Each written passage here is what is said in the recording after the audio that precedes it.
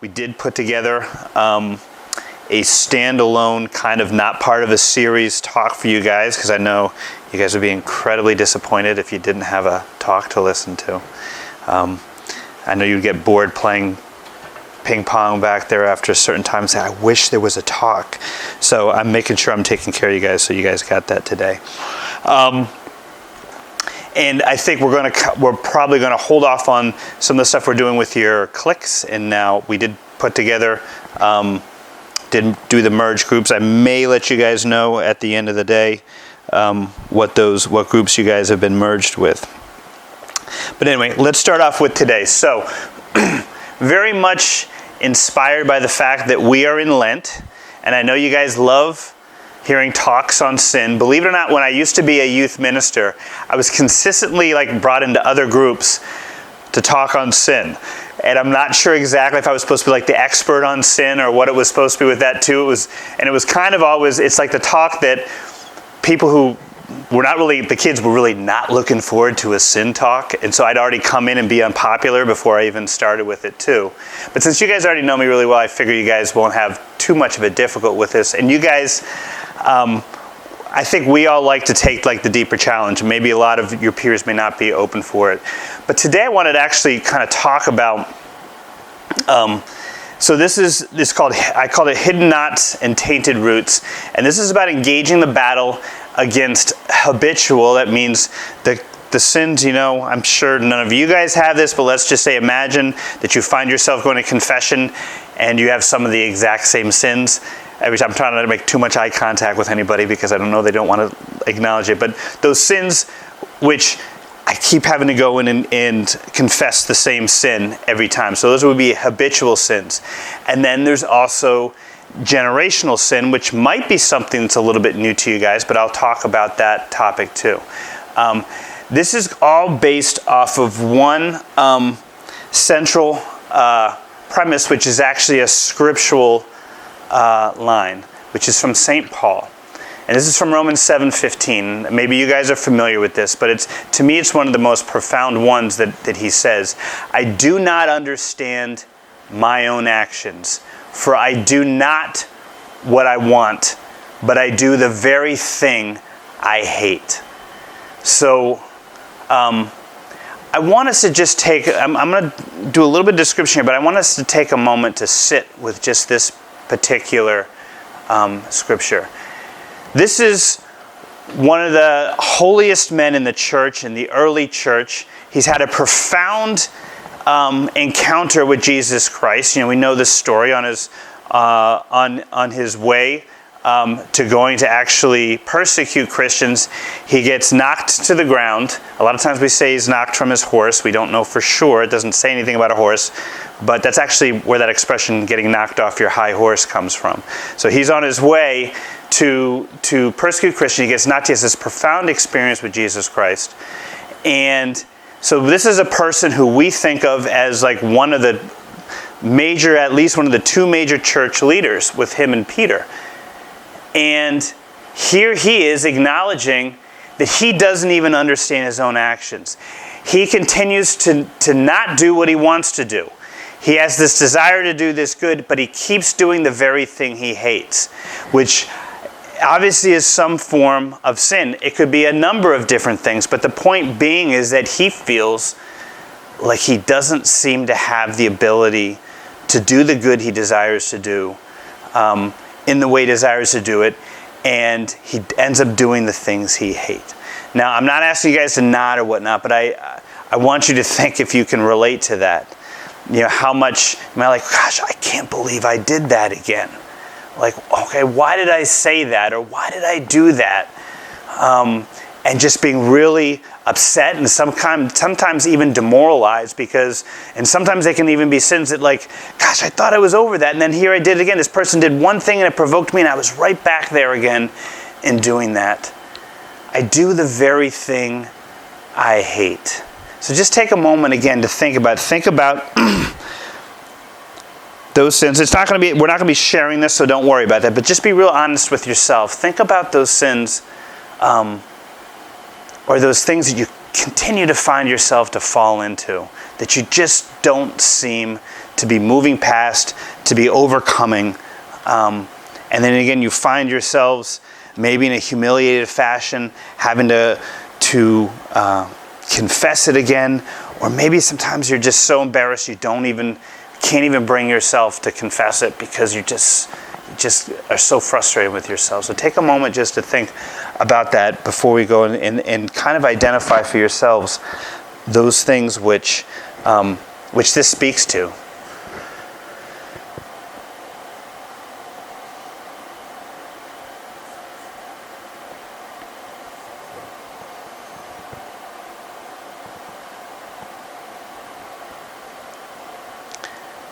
I do not understand my own actions, for I do not do what I want, but I do the very thing I hate. So today, really what this is going to be focused on is helping us, with God's grace, to move past those things, to be able to overcome them, again, with God's grace, or to at least start the process of taking away the power that they have over us. So, etiology of sinful behavior. Does anybody here know what the word etiology means? Okay, I could write the genesis or the beginning. It's like, where does something come from? What's its kind of like its birthplace? Etiology of sinful behavior. And again, we have St. Paul's quote down here. So we're going to talk a little bit where some of this comes from.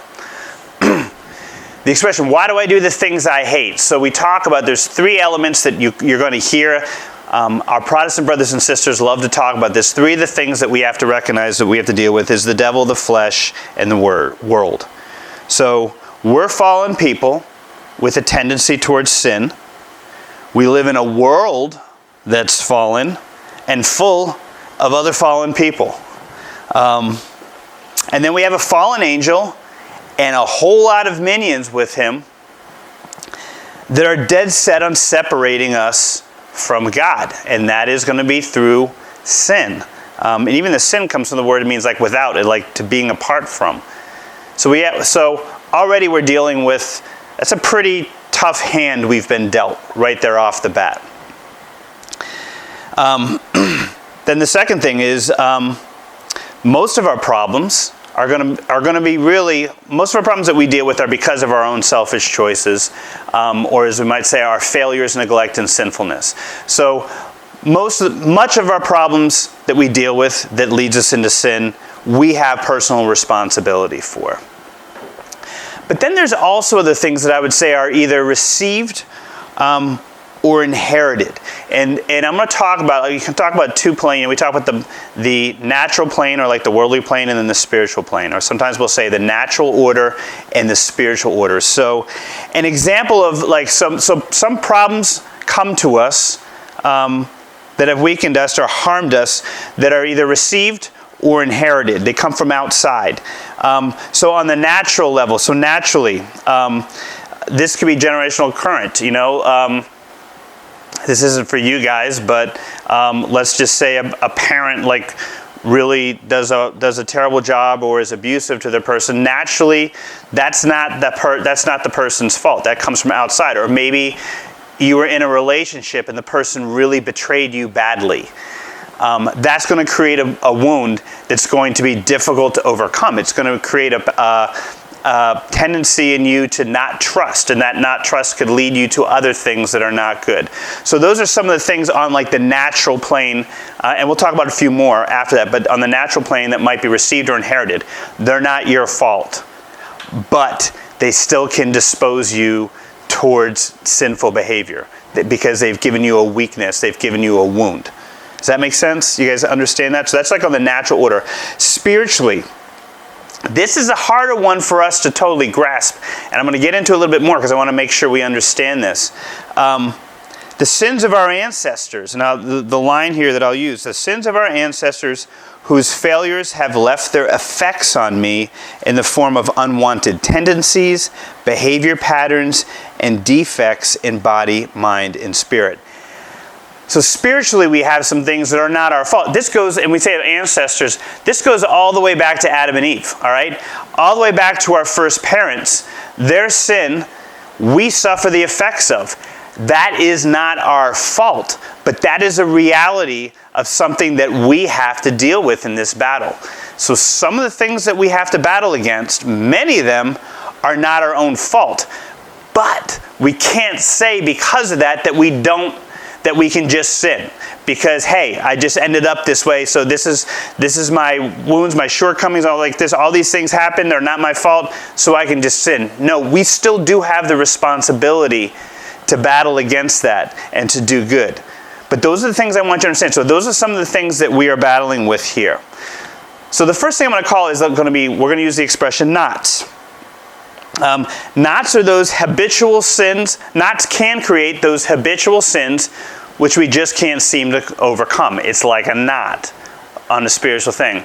A knot could also be a difficult circumstance or situation that we're in that we just can't seem to get out of. There's no solution for it that we can see. There's no fix for it. And it's a difficult situation or a difficult relationship that becomes like a knot inside of us. And then the last one I would say is any addiction. And actually the first two could fall under addiction too.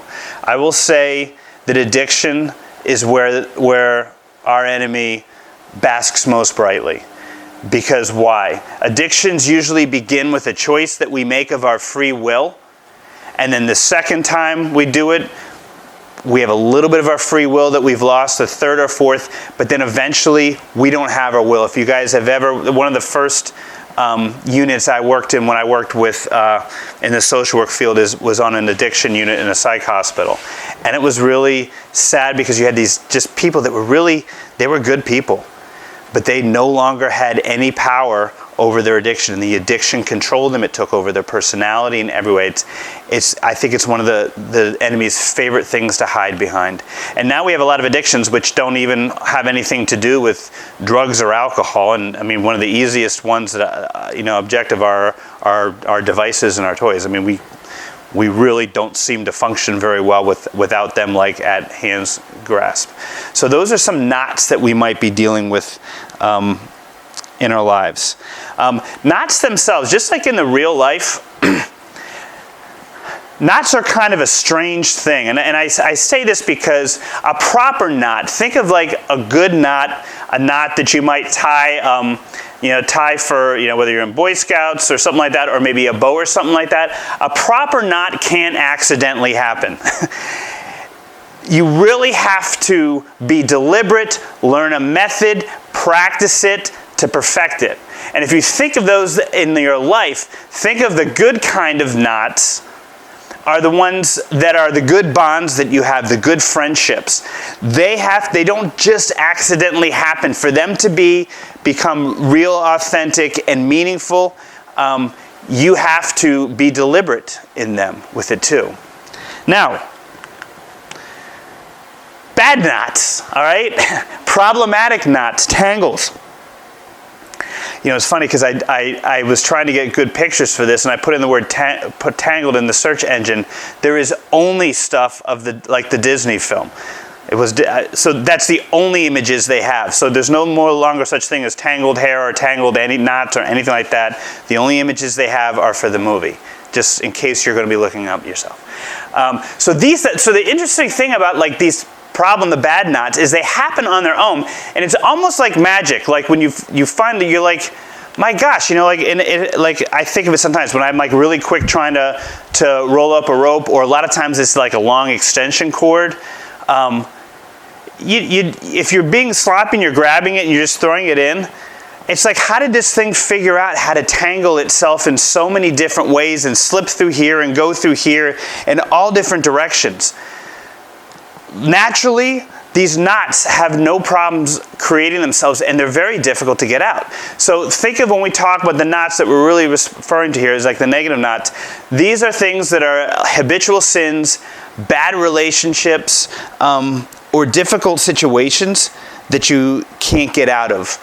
And the point I really want to make with this is the ultimate result of these knots is the loss of interior freedom. Now, you hear me talk about that a lot, and I want to make sure I'm clear on that. Interior freedom is the ability to choose your actions and not be hindered by hurts, by anger, by fallen desires, disordered drives, appetites, urges, wounded emotions, or memories. All those things, whenever we're trying to make a decision on something or do something good, all those things put pressure on our decision. All those fallen drives, experiences, hurts, and wounds. And what that does is it takes away our interior freedom. The ability to be able to do the good that we desire to do. The ability to make decisions not clouded by anger, hurt, bad memories, anything like that. The interior freedom is what we want, but that's what these knots prevent us from happening. And then the other thing I put down is they mask our true identity. These different addictions and whatnot, they change the way we are able to see ourselves. And we no longer, you've heard me say the expression, we no longer recognize ourselves as an unrepeatable, irreplaceable child of God who is loved. And anything that's done that lessens our ability to see that in ourselves, lessens our ability to act as if we are that beloved child of God with it too. So that's on the not side of what we struggle with here. Now we'll talk about generational sin. And I'm going to close this off with two things that I'm looking for us to do over the next couple of weeks to move us forward in this. So generational sins are problems due to the sin, mistakes, or failures of our ancestors. And I want to be really clear when I talk about this because you can definitely take this the wrong way. You remember, as I said, we have the result all the way back to Adam and Eve as far as from spiritually generational sin that we deal with. But let me just start to saying again, I like to kind of mix in the temporal order. Do we suffer for decisions or actions that our parents have made, or let's say our grandparents have made? Do we ever suffer in our lives for decisions that they've made? Yes, no? Yeah, we do. We do. Some examples here I can just give you. Let's just say, on the negative side, let's say your grandfather had a gambling problem, all right? And that he ended up losing an entire family fortune, which really affected let's say it was your dad that came after him. He had a really poor role model for a dad. And because they had no money, your dad couldn't get an education, so he never could get ahead of life. He always had to deal with a depressed and angry father. And now you here, because of all these things, can't afford to go to college like all your friends are going. So that would be an example right now of your ancestors' choices, or in this sense, bad choices, affect you. Is that your fault? No, it's not your fault. But do you have to deal with it? I mean, you don't have the right to say, well, I got dealt a bad hand, so I'm just going to give up and I'm just going to be a bad person. That's not where we have it, but we do do that. Another example I just used, say your mother had one too many drinks at some time and she got in a DUI accident and a person was killed, and you guys, let's say you lived in a small town. For the rest of your lives in that town, you're going to be known, that's going to be part of your family's unfair identity, that you're the kid of a person who caused another person to die with it too. Again, not your fault, a difficult obstacle to deal with or overcome, but you still have to be able to not make the choice towards moving into sinful behavior from that. Now, again, I'm staying with the natural here, things that naturally happen here. We also benefit from good decisions our ancestors made. So it's not just about generational suffering and pain. Let's move it. Let's say your great-grandfather, maybe back in like the 1900s, he worked really hard. He made some great business decisions and perhaps maybe had a little luck, made some really good money, really, really good money. And then because of that, all your grandparents, your parents, and then down to you, were all able to get really good educations, so you got really good jobs. So the whole family is fairly well off, and you guys receive the benefit of it. Now, we usually don't have a problem saying, gosh, it's just so unfair because of what happened to my family. That just stinks. It really stinks. That was not my fault. I shouldn't have to suffer for what they did. But we really complain about the fact that there's a lot of great things. Like, for instance, every one of us in here had great-grandparents, great-great-grandparents. Somebody chose to come to the United States, and we've all benefited from that, or France. But we've all benefited from that, from being in a first-world country, right? Somebody made a decision far back to do that. We don't usually complain about the good things that have happened, that our ancestors, that were like, gosh, it's just so unfair that I'm living in a first world country and we have, running water. We don't usually do that, but we do complain about the other things. So this too then, look on the spiritual order then, all right? So again, the sins all the way back to Adam and Eve in a spiritual way get handed on in many ways like a spiritual genetic disease that can get handed on to us. I want to be really clear, though, again, blame or responsibility for their mistakes is not on us, all right? Christ made that very clear, and actually I think that was like our reading in our Mass that we went to today, was about, the blind man, and the people were saying, well, was it his sin or was it his parents' sin? And Jesus said it was neither with it too. So that's not what I'm talking about here. I'm talking about things that sins of our generations before us that can have an impact on us from a spiritual dimension. We don't carry the blame for that, but we still have those effects that we have to deal with in manner. And this could be anywhere from, on a negative side, if your grandparents, maybe they didn't pray, maybe they were even atheists. It could be something kind of as maybe middle of the road as that. It could be repeated serious sin. It could be all the way to something really serious like involvement in the occult with that. And so this can create somewhat of a type of a spiritual genetic disease that can be handed down. But note here that God's grace is the ultimate miracle cure for it.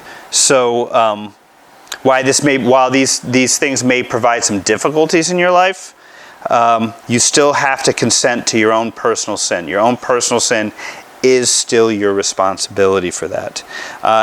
And more importantly, and what we're kind of talking about here is you have the ability to break much of this generational sin through forms of prayer. So on the positive side of that, we talk about generational sin being handed down, also generational blessings. What am I saying by this?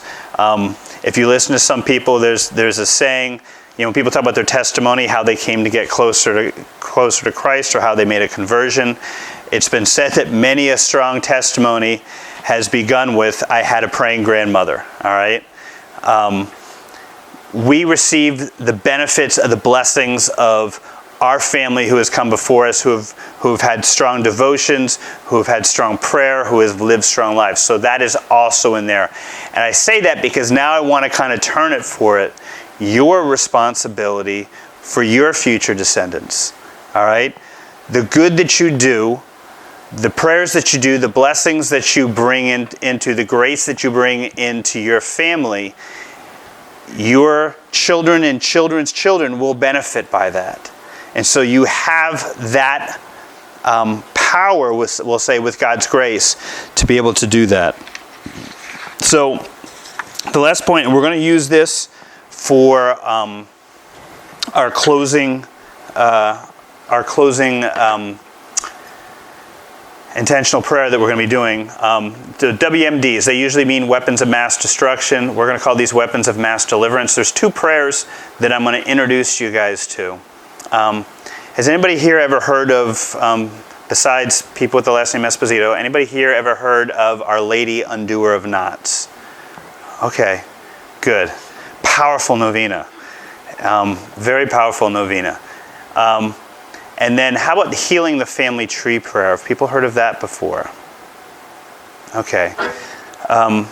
So these are 2 ones. So this is the image that Our Lady Undoer of Knots is based off of, but it's talking about those knots that we kind of described in our lives, about handing them to her to be able to undo them in our lives, or at the very least to start the process. And this is that prayer. So we'll be doing this at the end today, but this is the prayer that we do with her. What I'm thinking, what I'm looking at is for us leading into Holy Week to do this novena. And what I'm thinking of is probably doing something again like we did before. You can do it with your family. You don't have to do it, but I think I'm going to try to do what we've done in the past. Maybe at 9 p.m. at night, 20 minutes. Anybody who can jump on with it. We'll do it as a group leading up to that time. Obviously, each of us has our own different knots, and I think one of the things he asked for is, in my mind, knots that we're not even aware of that have an impact on us. And then healing the family tree. This is that prayer with it too. So this isn't necessarily part of a novena, but I think doing between the 2 of these and then maybe doing a decade of the Rosary probably will take us 15 minutes. And if we can do that together for 15 minutes over that 9-day period for a novena, and again, parents, whole families with it too. I think these things are both very powerful things to help move us past these habitual sins and these generational struggles that we have that may not even be due to ourselves. Amen? Okay.